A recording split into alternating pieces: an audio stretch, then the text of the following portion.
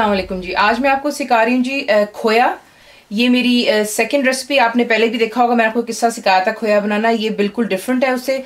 इसमें आपको चाहिए होगा 2 cups of milk. Please measurement अगर आपकी सही होगी तो आपकी डिश कभी भी ख़राब नहीं हो सकती है।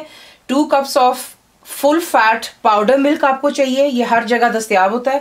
और साथ ही आपको कंडेंस्ड मिल्क की ज़रूरत होगी। ये स्वीटेंड कंडेंस्ड मिल्क है जो थिक होता है। तो आपको मैं दिखाती हूँ कि आपने क्या करना है।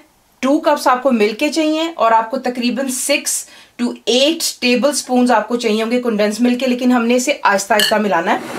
पहले आप क्या करेंगे, ये मिल्क पाउडर आपका पहले आप इसमें 2 चमचे डालें और इसको मिक्स करें।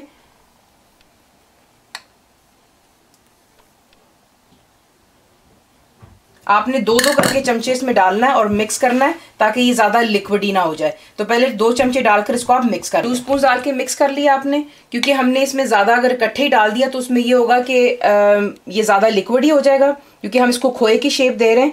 तो हमने 2-2 करके चमचे इसमें डालने और हम इसको साथ साथ मिक्स करते रहेंगे। मैंने 2 चमचे और डाल लिए। अब दोबारा आप इसको मिक्स करेंगे।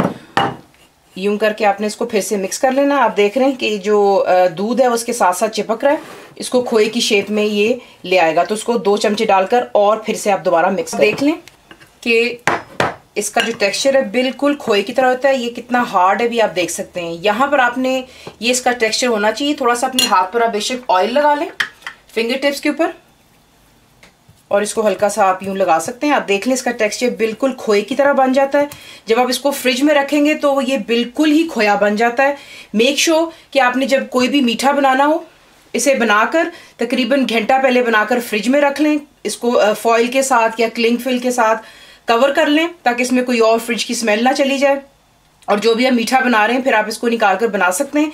तो ये देख लें आप, यहाँ पर ये यूं आपका खोया तैयार हो जाता है। तो ये ज़रूर ट्राई कीजिएगा और बताइए आपको कैसा लगा। मुझे आपके कमेंट्स और फीडबैक का इंतज़ार रहता है। And thank you for watching the video.